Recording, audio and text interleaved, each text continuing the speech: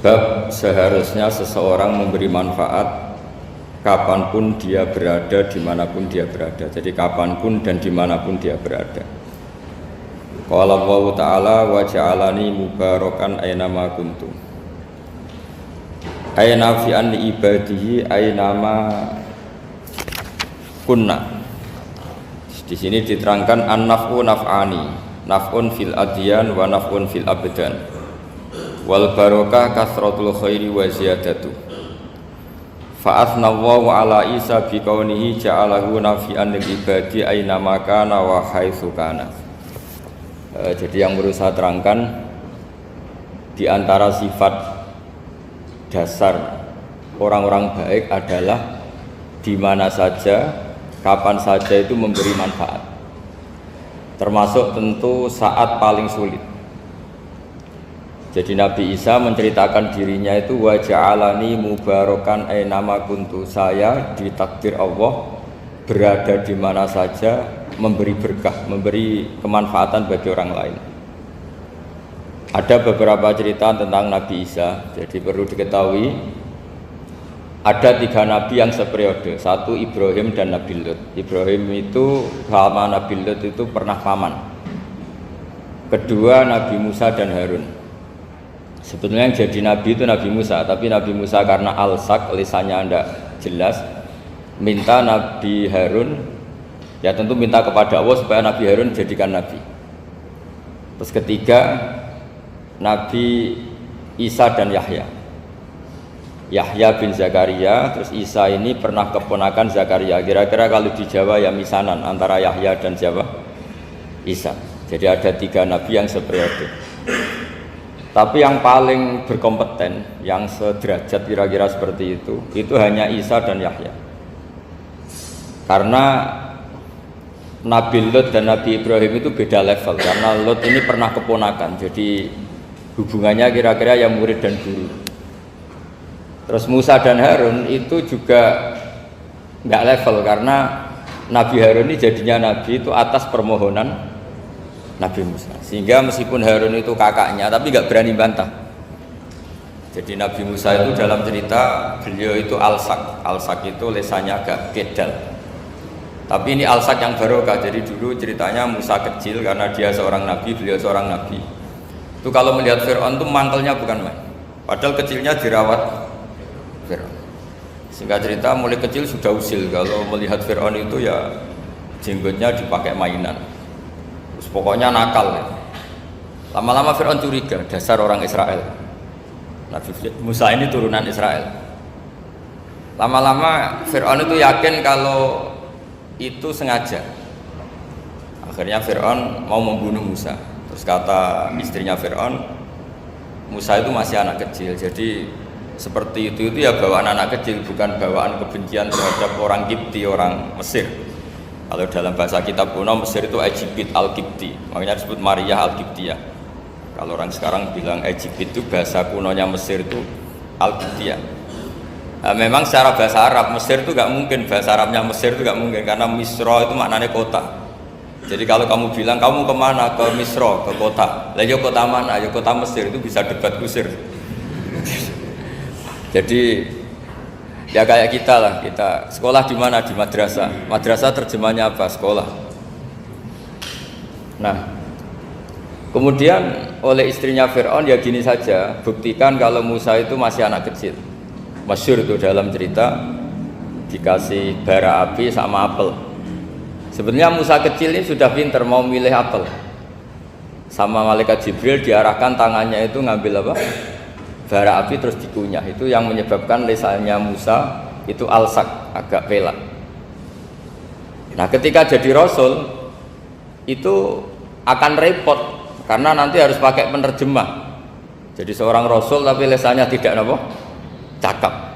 Akhirnya Nabi Musa realistis ngendikan ketika diutus, wa akhi Harun wa afsahu minni lisanan fa arsilhu ma yarid ayyusaddiquni inni akhafu ayyukadzibun.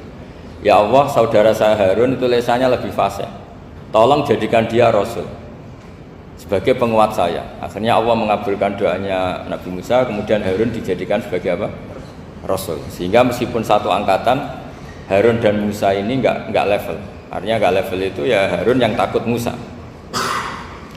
Terus ketiga ini Nabi Yahya dan Nabi Isa. Ini umurnya ya seangkatan, kecerdasannya, jadi nabinya sama-sama mulai kecil. Kita tahu Nabi Yahya termasuk yang diberi khitab Allah, ya Yahya khudil kitaba biquwwah wa atainahul hukma sobiyya. Yahya, berpeganglah kitab secara kuat dan dia saya kasih kenabian ketika kecil. Sama dengan Nabi Isa yang disebut wa yukallimun nasa fil mahdi wa kahla. Sehingga karena selevel, dua nabi ini menjadi figur besar dalam manhaj, dalam metode dakwah. Dua, karena masih misanan tadi, kalau Jawa kira-kira mirip misanan. Dua nabi ini kalau memilih satu kampung, itu kalau Nabi Yahya itu milih kalau singgah di satu kampung, Nabi Yahya mesti tanya, orang sini yang paling soleh siapa, yang paling baik siapa. Ya terus singgah atau nginap di rumahnya orang baik tadi.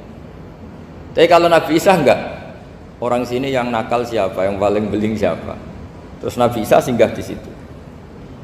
Akhirnya ada pertanyaan dari Nabi Yahya, lima tanzilu ala syirarin nas. Kenapa kamu selalu singgah di orang-orang nakal? Syirar itu orang-orang nakal. Masyhur itu Nabi Isa menjawab, ana tabibun udawil mardo. Di mana-mana Nabi itu ibarat seorang dokter, kerjaannya tentu menyembuhkan orang-orang yang apa? Sakit. Jadi dua nabi ini sering berdebat, tentu debat yang baik, dan itu menjadi cara Jawa itu punjeri ilmu. Jadi manhaj ilmu besar antara Yahya dan Isa. Begitu juga Nabi Yahya itu kelihatan agak rileks, panik, saking takutnya sama Allah. Kalau Nabi Isa itu rileks, pokoknya kumpul orang-orang nakal itu ya rileks. Akhirnya ada dua pertanyaan sekaligus nanti jadi dua manhaj. Kenapa kamu sering masam itu, sering kalau bahasa Arab itu abasa ya. Terus yang Nabi Yahya balik bertanya, kenapa kamu sering senyum, sering tertawa? Kenapa memangnya? Terus ka'annaka ta'manu min makrillah, kamu sering senyum kayak kami sudah terbebas dari azab Allah, dari ditegur Allah, seakan-akan kamu orang paling benar yang nggak akan salah. Nabi Isa balik tanya, sama kamu sering masam, sering meru, ka'annaka taqnatu min rahmatillah, seakan-akan kamu putus asa dari rahmatnya Allah.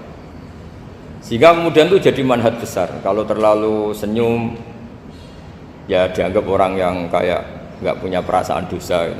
Tapi kalau terlalu masam, terlalu merenggut, seakan-akan rahmat Allah itu terbatas, sehingga seakan-akan Allah itu rahmatnya nggak cukup lah untuk mengelola manusia ini. Sehingga itu jadi metode besar yang masyhur itu dalam sebuah hadis Nabi ngendikan, ulama ummati ka anbiya'i bani Israil.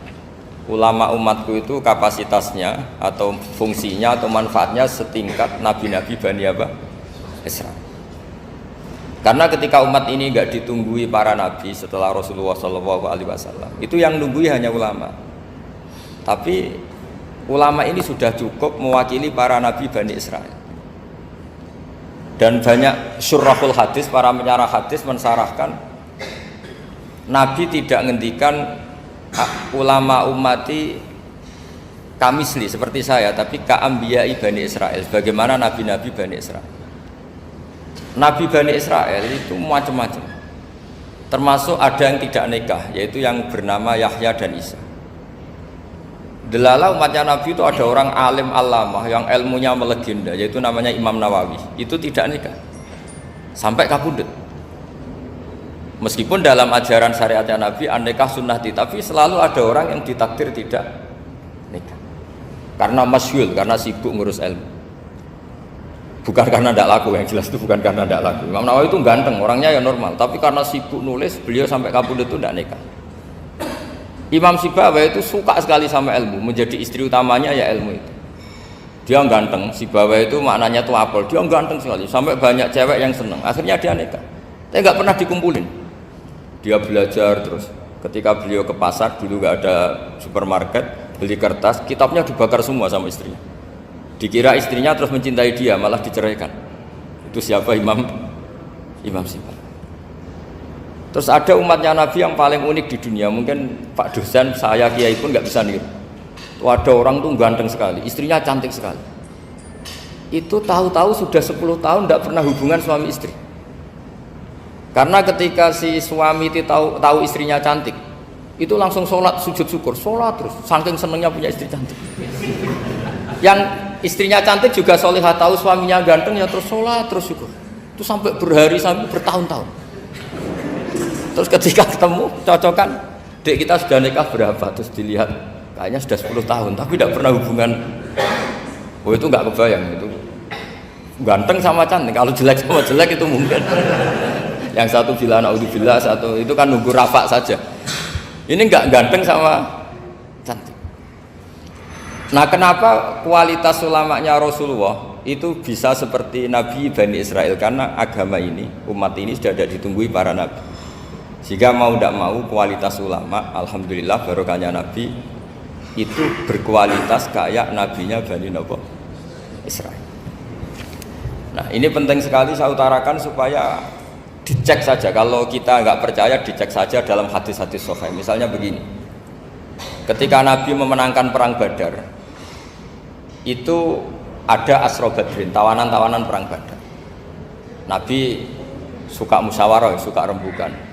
Ya Abu Bakar, menurut kamu tawanan ini diapakan? Kata Abu Bakar, hum asyiratuka, mereka itu keluarga engkau, orang-orang Quraisy. Ya dibebaskan saja, pakai tebusan. Nanti uang itu kita kelola supaya jadi penguat Islam, dan orang-orang ini merasa utang jasa karena harusnya dibunuh tapi kita bebaskan. Terus tanya, bagaimana kamu ya Umar, menurut kamu? Kata Umar, ini kan orang-orang yang dulu ingin bunuh kamu, yang ingin menghabisi jenengan, ingin dan sudah ngusir jenengan. Ya setelah ketangkap ya dibunuh, kok repot. Apa kata Rasulullah? Rasulullah spontan ngendikan, innama salaka ya Abu Bakrin kama sali Ibrahim, kamu ibarat kayak Nabi Ibrahim. Izqala faman tabi'ani fa innahu minni wa man asani fa innaka ghafurur rahim. Jadi Nabi Ibrahim itu unik, melihat umat itu sesyafakoh itu. Syafakoh itu banget sayangnya. Nabi Ibrahim cara berpikir, faman tabi'ani fa innahu minni, orang yang ikut saya ya Allah pasti golongan saya, tentu layak masuk surga. Wa man asani, orang yang mendurhakai saya, fa innaka ghafurur rahim, engkau maha pengampun. Bukan yang mendurhakai langsung masuk neraka, enggak, engkau maha pengampun. Wa masaluka ya Umar kama salin Nuh, isqala rabbi la tadzar ala ardi minal kafirina dajjara. Umar, kamu mirip Nabi Nuh, inginnya semua orang kafir dihabisin. Ya masyhur kan Nabi Nuh itu nggak ingin ada orang kafir sampai ada banjir tufan. Nah kalau sampean tanya bedanya apa dengan garis keras sekarang? Bedanya ya beda sekali. Kalau Nabi Nuh benci sama orang kafir itu diserahkan yang punya, sehingga yang punya yaitu Allah yang menghukum dengan banjir bandang. Tapi kalau kita kan kadang kita bertindak sendiri, jadi potensi disalahkan. Yang jelas dalam hadis-hadis sahih, Nabi Nuh itu tidak bisa mensyafaati karena itu. Ketika diminta ini hadis sahih, bukan ada di Bukhari, ada di Muslim. Karena biasanya kalau di kota itu ditanya ini sahih enggak. Untungnya yang tanya kadang enggak paham, ini alhamdulillahnya, jadi wah repot. Nabi Nuh itu diantara sebabnya enggak bisa mensyafaati adalah pernah corong Jawa maksudno kaume. Kalau dalam bahasa Arab itu da'a li Zaidin berarti mendoakan positif, kalau da'a la Zaidin mendoakan negatif. Kalau orang Jawa itu ada doa, ada pasot. Nabi Nuh adalah orang yang pernah maksudkan kaumnya. Nah, saya cerita sedikit tentang Nabi Nuh dan Nabi Ibrahim. Nabi Ibrahim dianggap tadi cerminannya Abu Bakar, dianggap niru Ibrahim, cerminannya Umar dianggap niru Nabi siapa? Nabi Nuh. Lalu kalau sampean tanya, bedanya gimana? Begini logikanya.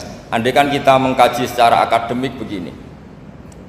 Ada ulama besar namanya Abdul Hasan Asyadzili, itu masyhur di Indonesia menjadi thariqah Syadziliyah. Terus ada seorang muridnya minta gini, ya Abdul Hasan Asyadzili, tolong saya dikasih ijazah supaya saya tidak pernah maksiat di bumi ini.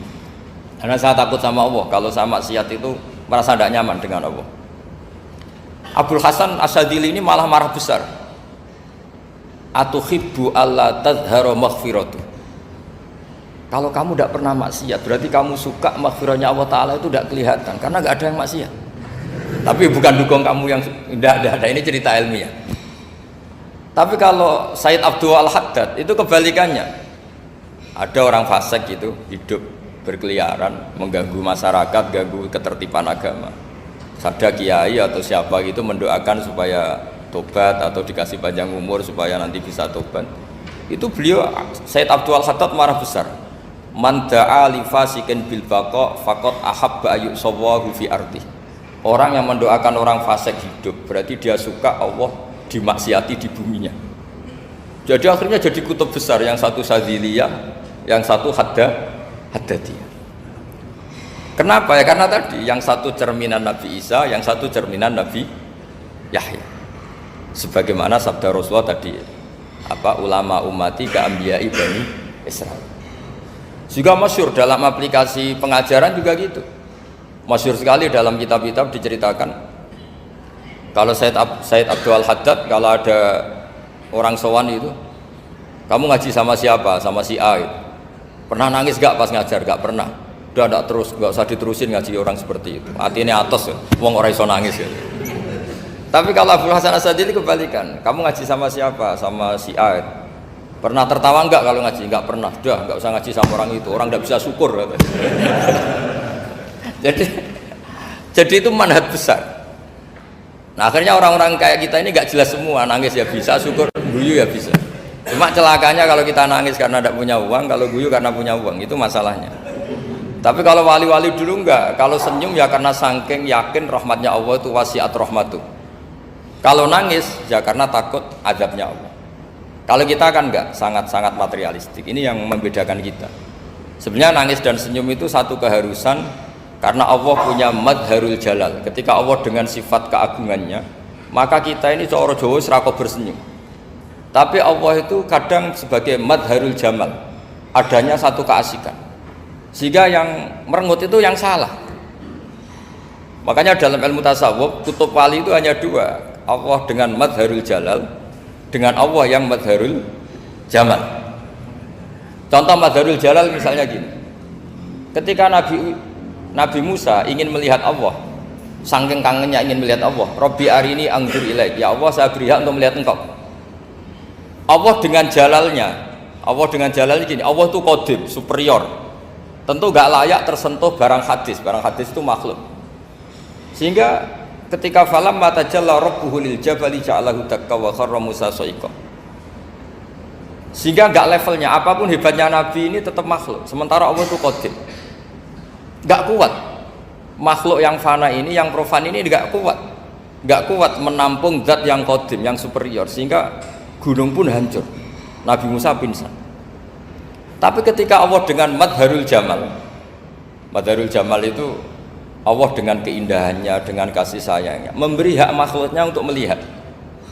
Nah, di sini ini Allah sering ngendikan wujuhu yauma idzin nadhirah ila rabbiha nadhirah. Nanti ada wajah-wajah yang di surga itu melihat saya, kata Allah. Tapi apakah betul melihat kayak saya melihat dosen, melihat Pak Rektor, melihat teman-teman? Itu tidak bisa. Karena Allah itu qadim, sehingga meskipun manusia ahlul jannah melihat Allah, tetap Allah ngendikan la tudrikuhul absar wa huwa yudrikul absar. Karena Allah di balik jamalnya ya punya jalal, di balik jalalnya juga punya jalal. Sehingga selalu di Quran itu diulang beberapa kali supaya proporsional. Nah, kenapa ahli sunnah tetap berkeyakinan Allah bisa dilihat? Logikanya begini, fa inna kulla maujudin yasihu ayyura. Allah itu zat sing nyata-nyata wujud dan punya eksistensi. Di mana-mana sesuatu yang wujud itu layak untuk bisa dilihat. Lalu pertanyaannya gini, kenapa kita tidak bisa melihat sekarang kok nunggu di akhirat? Karena mata kita sekarang itu profan, fana. Sementara kita setelah di surga, tubuh kita didesain abadi. Ya saya ulang lagi ya, setelah kita di surga, semua fisik kita ini didesain abadi. Tentu karena desainnya sudah abadi, layak melihat zat yang abadi. Tapi pertanyaannya, kenapa tidak bisa ikhatoh, tidak bisa melihat sampai faham, la tudrikul absar? Karena abadi kita itu diabadikan. Sebagaimana surga abadinya diabadikan, neraka diabadikan. Sementara Allah abadi dengan dirinya sendiri, yaitu Al-Qayyum, atau dalam bahasa ngajinya qiyamuhu binafsi.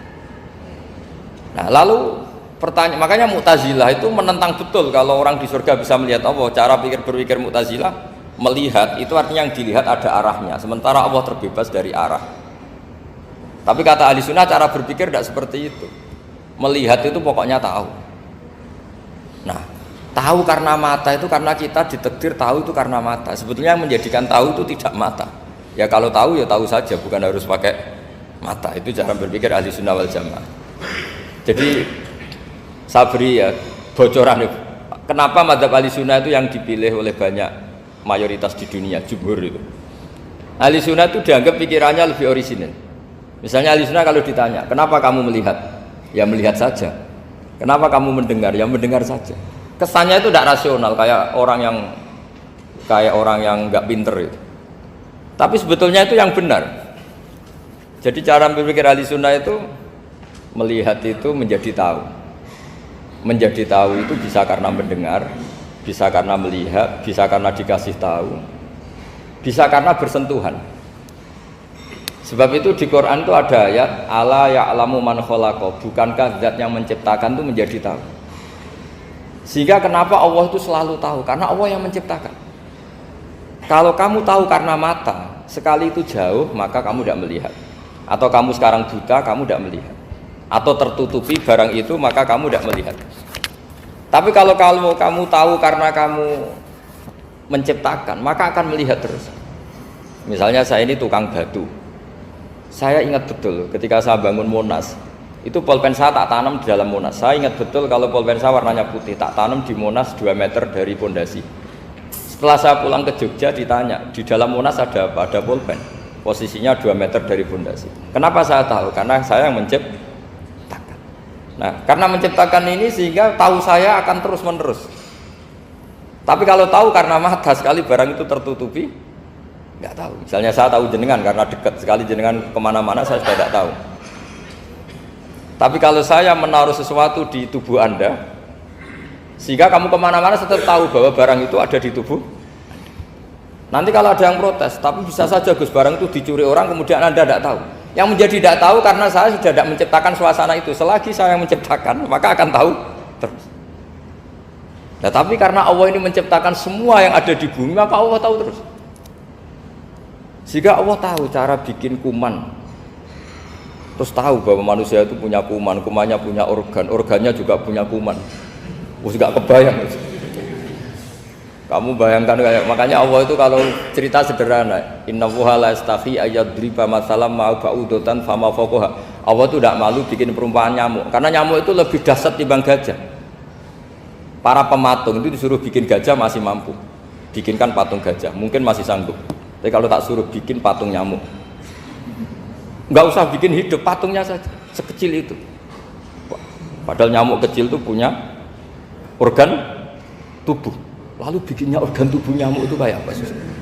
Organnya punya kuman, kumannya punya organ, organnya juga punya kuman. Sehingga orang-orang alim itu baca nyamuk itu lebih jadi ayat Allah ketimbang melihat dinosaurus. Tapi sekarang orang itu nggak tertarik ceritanya. Jadi beda perasaannya orang alim sama orang awam. Kalau orang awam tuh melihat mukjizat kan yang dasar-dasar kayak dinosaurus, gajah, wow gitu. Kalau orang alim nggak, malah melihat nyamuk. Nah, kealiman seperti itu terjaga di umatnya Muhammad, di umatnya Rasulullah Muhammad SAW. Karena ketika umat ini nggak ditunggui para nabi, itu Allah menjamin Muhammad, ulama umatmu nanti punya kemampuan seperti nabi. Tentu tidak dalam keutamaan ya, keutamaan tentu nggak sekelas sama nabi. Kenapa itu terjadi? Karena tadi para nabi ini mewakili sekian karakter. Kalau kita sangat mencintai Indonesia, maka kita akan tegas siapapun yang ingin menghancurkan Indonesia. Itu kira-kira cerminan Nabi Nuh. Kalau kita sangat mencintai Allah, maka kita akan benci sebenci-bencinya sama orang yang mendurhakai Allah. Tapi masalahnya, Allah yang kita cintai itu memaklumatkan diri kalau bersifat Ghafur, pengampun.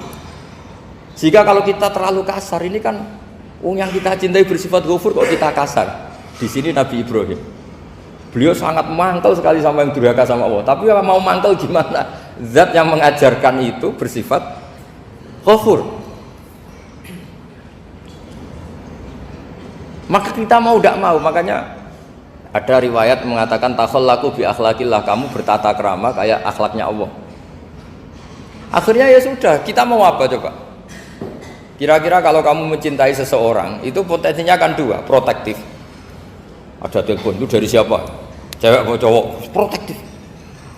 Itu bukti cinta atau bukti suudon? Kan tidak tahu. Tapi misalnya kamu cinta perempuan terus, WA-an sama lelaki gak apa-apa, jalan sama lelaki gak apa-apa, sama masa lalunya pacarnya juga gak apa-apa. Itu cinta apa pembiaran? Kan sama-sama gak jelas. Nah kira-kira mencintai Allah itu kira-kira analoginya seperti itu. Kalau yang satu protektif, Allah harus zat satu-satunya yang disembah, nggak boleh didurhakai, nggak boleh dikhianati kok. Sehingga ini sangat keras sekali. Nah ini Nabi Nuh. Di sini ada Nabi Ibrahim karena orang yang zat yang kita cintai bersifat ghafur. Jika kalau kita terlalu tegas beda dengan sifatnya Allah yang bersifat ghafur. Nah umatnya Nabi seperti itu mulai dulu. Ada yang moderat, ada yang keras, ada yang setengah keras, setengah moderat. Ada yang ngambil sikap, oh udah mangan turu, ngenteni mati. Nah, itu lebih baik itu timbang punya istihad tapi gak jelas, mendingan. Itu ada riwayatnya. Suatu saat ibadah akhir umatku terbaik adalah tidur. Maksudnya tidur itu gak ngambil sikap, masyhur itu. Saya beri riwayat yang ada di Bukhari Muslim. Satakunu fitanun al-qaid fiha khairun al-qaim wal qaim fiha khairun al-masi wal masi fiha khairun nasai. Nanti di akhir zaman itu banyak fitnah, kata Rasulullah. Yang duduk lebih baik ketimbang yang berdiri, yang berdiri lebih baik ketimbang yang jalan biasa lebih baik ketimbang yang jalan bergegas. Man tasyarrafa laha tastasrifu. Fitnah itu adalah siapa yang terlibat maka akan semakin parah. Sehingga semenjak itu ulama berpikir nanti di akhir zaman kalau ada fitnah itu sebaiknya orang ngambil sikap sepasif-pasifnya, secuek-cueknya. Jadi semua syurahul hadis sepakat makna hadis ini apa? Orang disuruh sikap secuek. Misalnya pilihan presiden, contoh kecil pilihan presiden. Mungkin para intelektual nggak merasa, tapi kalau ulama itu cara berpikir beda. Pilihan presiden, kamu fanatik milih A, yang satu fanatik milih B, ya presiden atau bupati atau gubernur. Terus yang satu bilang gini, wah kalau nggak di presideni A, nggak di bupati A, nggak di gubernur A, negara ini rusak. Mungkin betul dari segi jejak rekamnya A ini bagus. Tapi pertanyaannya secara tauhid, bagaimana Anda menggantungkan kesejahteraan sama makhluk? Kamu gak pernah terusik begitu kan para intelektual? Itu kan melukai. Bagaimana mungkin Anda menggantungkan kesejahteraan dengan seorang makhluk? Wah kalau di presiden A pasti Indonesia makmur, kalau bupati A pasti Sleman makmur, pasti Bantul makmur. Nah, bagaimana mungkin makhluk yang sedang soleh kamu pastikan selalu soleh? Wong dia makhluk bisa berubah. Sementara yang B misalnya fasik, wah kalau dipimpin B pasti rusak negara. Bagaimana kamu pastikan B yang fasik selalu fasik? Biar saja dia husnul khotimah. Yang fasik pas mimpin jadi soleh, yang soleh pas mimpin jadi fasik. Akhirnya ulama karena tahu sifat manusia itu rubah-rubah dan kendali di tangan Allah, sikapnya nggak jelas. Saya ini termasuk orang yang terkenal nggak jelas. Karena kalau ditanya, Gus sampean milih presiden mana, bakti mana? Sanut pangeran sing dadi aku loyal. Wah, anut pangeran yo kacau. Wah, luwih kacau menan anut pangeran kata saya. Ini kan sudah tidak sambung karena pikirannya ulama. Memang nggak beda, cara berpikir ulama itu beda. Bahkan bapak saya itu kalau didik saya itu begini. Kalau meseli saya atau ngirim saya dulu itu kan pakai mesel. Ha ini uang kamu 500.000 untuk kamu. Mesti ditambahi 100.000 ini tuh buat jajan sama teman-teman. Mesti ada uang pokok, ada uang sodako. Dulu saya sering tanya, kenapa bapak sangat menghormati teman-teman saya? Kata bapak, aku mondok, aku ra iso nyukupi, sing iso nyukupi ya kanca-kanca. Ternyata betul, rata-rata anak kuliah atau anak mondok, uang pribadinya kan 8 hari dari dikirim sudah habis. Berarti kan masih 22 hari, kok bisa hidup itu kan barokahnya teman-teman. Malah yang agak beling itu 1 hari sudah habis, berarti ada 29 yang bergantung sana sini. Sehingga Nabi dulu cara ngendikan itu unik. Kata Nabi, da'un nasa yarzuqu wahu ba'duhum ba'duh. Menusau barnawa, engko saling memberi rezeki. Ketika ada collab, Medina itu pernah collab, terus sekarang pernah defisit itu. Beberapa pakar ekonomi datang ke Rasulullah, ya Rasulullah, sa'ir, tolong dikasih harga standar. Tapi apa jawabannya Nabi?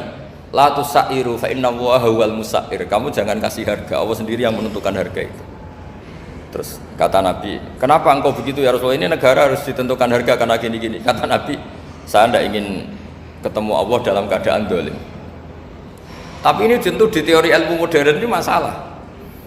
Tapi menurut orang modern. Tapi kalau menurut ilmu hakikat itu nggak akan masalah. Misalnya, kenapa Nabi tidak menentukan harga dalam keadaan negara seperti itu? Jawabannya pakar-pakar hakikat, ya saya ulang lagi pakar-pakar hakikat begini, misalnya ada orang menimbun supaya nanti harganya mahal ya. Terus ditimbun terus sampai nunggu harganya mahal, lama-lama dia sadar kalau timbunannya nggak ada gunanya karena ternyata orang nggak beli. Nah, ketika orang nggak punya kemampuan beli, yang menimbun juga tidak punya uang. Nah, tapi kalau sampean tanya, tapi Gus nak tuku barang pokok kan kita mati karena kehabisan stok. Itu masalah tauhid Anda. Bagaimana mungkin kamu membayangkan seorang makhluk tidak bisa hidup atau nggak dapat rezeki? Nabi itu orang yang sampai ke derajat hakikat, dari tidak pernah bayangkan gitu. Salah sampean jadi orang yang tauhidnya masalah. Sehingga terus bayangkan, wah kalau negara ini chaos, wah kita makan apa? Kalau negara nggak stabil, wah kita gimana? Itu tidak bisa seperti itu. Dulu ketika kita dijajah Belanda, itu kiai-kiai kita, Mbah Hasyim Asy'ari, Mbah Ahmad Dahlan, mondoknya di Mekah. Sampai alim alama, dua beliau, Mbah Hasyim sama Mbah Ahmad Dahlan itu ngajinya sama-sama Syekh Khotib Minangkabau. Cuma Mbah Hasyim lebih menekuni ke Syekh Mahfud Termas, yang satu menekuni Syekh Khotib Minangkabau. Jadi dua beliau itu ngaji di guru yang sama. Mbah saya, buyut saya itu ya sudah mondok Mekah. Itu zaman dijajah Belanda. Sekarang kita agak dijajah, nggak mondok di sana. Buyut saya itu zaman itu sudah haji. Buyut kelima saya itu dulu kalau ingin cari tempat yang teduh itu masuk ke gua. Itu masuk gua itu hanya kepalanya saja, kakinya masih di luar. Karena gua di Arab tidak seperti gua di sini. Kalau gua di sini kan orang bisa masuk semua. Kalau gua Arab kan hanya celah-celah batu-batu besar. Sehingga ketika Rasulullah hijrah ke Madinah, singgah di Gua Sur, kata Abu Bakar gimana? Andai kan yang ada orang kafir di depan gua, kata Abu Bakar gimana? Andai kan mereka melihat kakinya pasti melihat kita. Karena gua di sana itu satu tubuh tidak bisa masuk penuh. Kalau gua di sini kan ada yang mobil saja bisa masuk. Nah itu bahasa saya kalau mau istirahat itu masuk gua, separuh badan di dalam gua, separuhnya masih di luar. Nah sekarang terus kita bilang, wah kalau kita negara tidak stabil kita haji kemana? Dulu zaman dijajah Belanda kita bisa haji. Soal kebahagiaan, nenek moyang pulau jenengan tuh anaknya banyak, dijajah Belanda, jajah Jepang ya nyatanya anaknya banyak-banyak. Itu kira-kira bahagia apa enggak? Nah, artinya gini ya, tentu kita tidak ingin dijajah itu tentu ya, tapi kita ini selalu latah. Wah kalau ekonomi jatuh kita makan apa? Kalau kita dijajah kita tidak perlu seperti itu. Rahmatnya Allah Ta'ala itu akan adrokatna. Rahmatnya Allah Ta'ala akan menemukan kita. Apapun kondisi kita, apapun keadaan kita. Ini cara berpikir tauhid. Sehingga Nabi itu tidak pernah bayangkan umatku narata tunggoni piye, ditunggoni Allah. Sehingga masyhur dalam hadis-hadis sahih, la tazalu ta'ifatun min ummati dzahirina 'alal haq la yadurruhum man khadalahum wala man khalafahum wala man nawa'ahum. Selalu di umatku ada kelompok-kelompok yang selalu membela kebenaran dan tidak akan terkalahkan oleh kesesatan di akhir zaman. Kenapa? Cara berpikir orang tauhid itu sederhana begini. Allah menamakan dirinya Al-Hadi, penunjuk jalan. Dan sifat Allah pasti nafidah karena Allah tidak terkalahkan. Sama seperti Allah menyifati dirinya Ar-Razzaq, Ar-Razik yang memberi rizki. Maka orang segoblok apapun, selumpuh apapun, selemah apapun tetap dapat rizki. Sama, Allah mensifati dirinya Al-Hadi, memberi petunjuk. Maka zaman serusak apapun orang tetap dapat petunjuk. Sehingga kita tidak perlu khawatir, wah nanti zaman kalau sudah rusak nasib Islam gimana? Ya coba sekarang nasib Islam gimana? Ya baik-baik saja. Dulu ditunggoni wali songo ya banyak orang Islam. Sekarang nggak usah wali songo, ditunggui dosen-dosen yang ngajar aja nunggu digaji. Kiai pidato ya ada yang beri salam tempel. Itu kalau nuruti definisi ikhlas itu tidak ada yang masuk. Tapi meskipun demikian agama juga jalan. Kenapa agama ini jalan? Karena Allah Al-Hadi, penunjuk jalan. Ketika Allah mensifati dirinya penunjuk jalan dan sifatnya Allah pasti nafidah, pasti terjadi. Karena Allah tidak pernah gagal. Sehingga agama ini akan ada terus sampai akhir zaman. Coba Amerika kayak apa, Islamofobia. Di Amerika tambah lama tambah banyak Islam, Eropa juga gitu, Australia juga gitu. Anda kan nuruti teori sosial. Sudah dunia sudah materialistik kayak gini, orang dohirnya itu akan meninggalkan agama. Nyatanya enggak juga. Saya pernah di Korea seminggu, itu di negara ateis. Itu TKI ke sana tuh nyari uang. Ternyata ya kepikiran bikin masjid, bikin komunitas Islam. Coba siapa yang menggerakkan hati itu? Hanya Allah Subhanahu wa Ta'ala. Ya, jadi cara berpikir tauhid saya ulang lagi, saya mohon sekali di pengajian ini saya cerita wajah alani mubarakan aina ma kuntu. Jadi cara berpikir sekian nabi, terus kita punya karakter tertentu, kita milih nabi ini itu sah. Karena ulama ummati ka ambiyai bani Israel, ulama umatku itu ibarat kayak nabi bani Israel. Jadi ada yang milih tadi seperti Nabi Isa fokusnya ngurusi orang-orang nakal. Itu juga bagus karena di mana-mana nabi itu seperti dokter. Tapi Nabi Yahya hanya berkawan sama orang-orang soleh. Kita tahu berkawan orang fasik itu resiko ketularan. Iman pas-pasan wae kancane nang fasik kan taqabbalallahu minna minkum gitu. Wong kamu sendiri tidak sehat-sehat amat berteman orang penyakitan kan bahaya. Tapi kalau kamu sebagai dokter kok hanya berteman orang sehat, lalu kamu penelitiannya gimana? Masa saya dokter spesialis, pernah penelitian, semua orang sehat saya pernah saya teliti. Itu dokter aneh apa enggak? Saya dokter spesialis TBC, spesialis paru-paru. Yang kamu teliti siapa? Semua orang sehat. Pernah meneliti yang sakit? Enggak pernah. Kan ya jadi dokter aneh. Tapi misalnya terus kamu sendiri terus berteman orang penyakitan terus, kan ya rawan tertular. Nah, ini ada dua figur yaitu Nabi Yahya dan Nabi siapa? Ya saya kira demikian. Baik, jazakallah. Di sini kita bukakan pertanyaan mungkin dari Bapak Ibu yang bertanya. Dua ya. Nanti waktunya aja. Ada dua pertanyaan mungkin dari Bapak Ibu sedikit bertanya.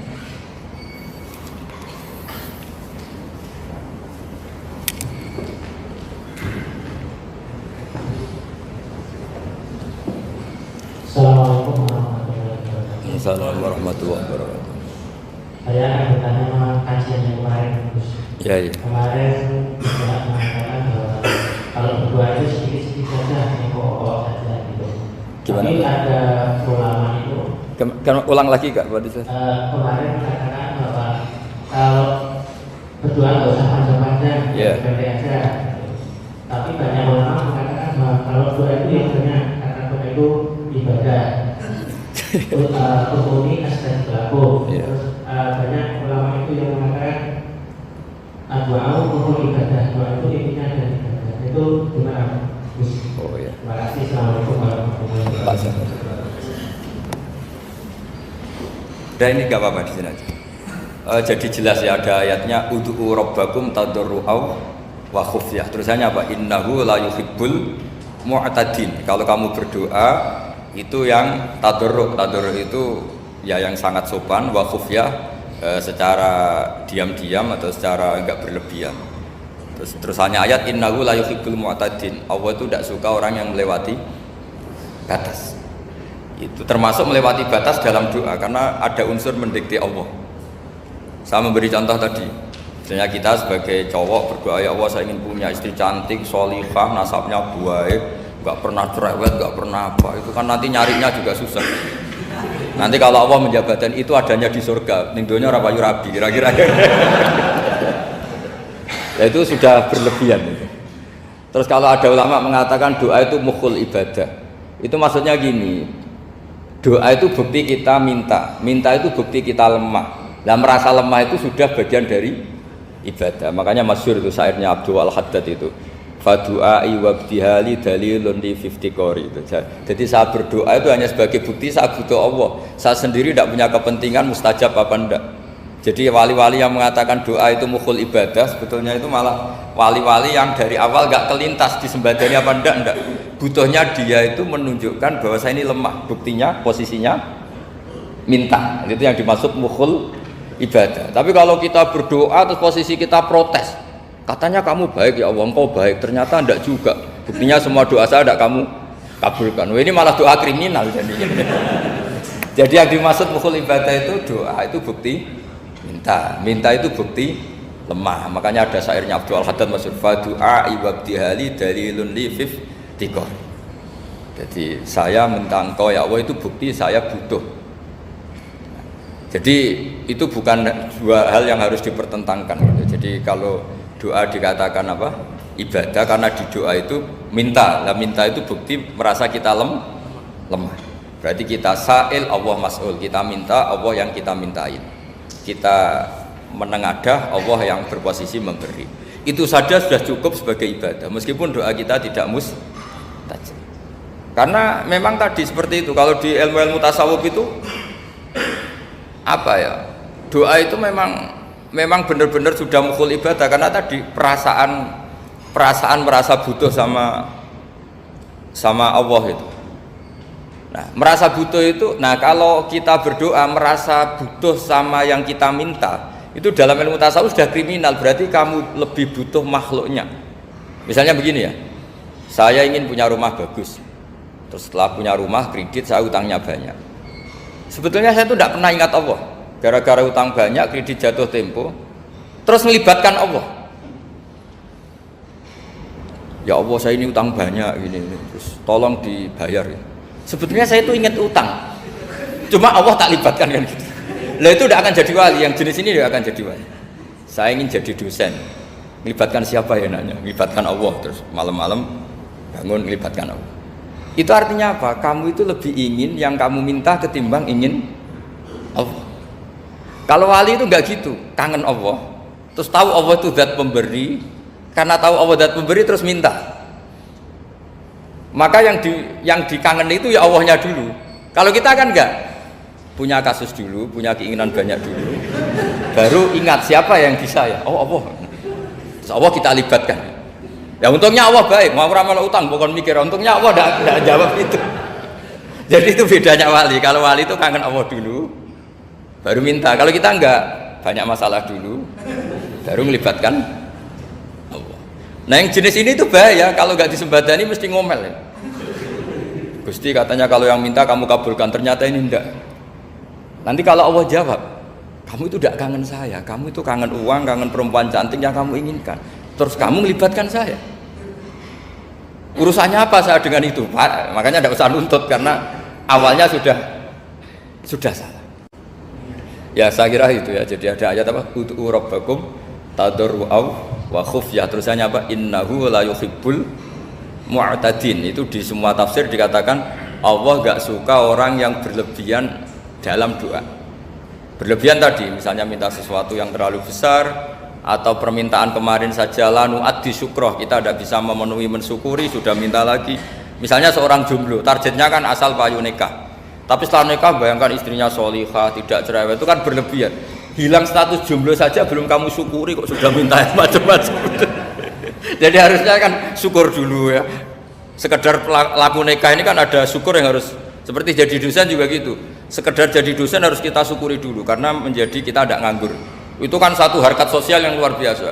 Jangan tahu-tahu sudah hari kedua cari intensif, cari ini itu, syukurnya aja belum sudah kemana-mana. Lah itu sudah mu'tadin, sudah melebihi apa? Batas.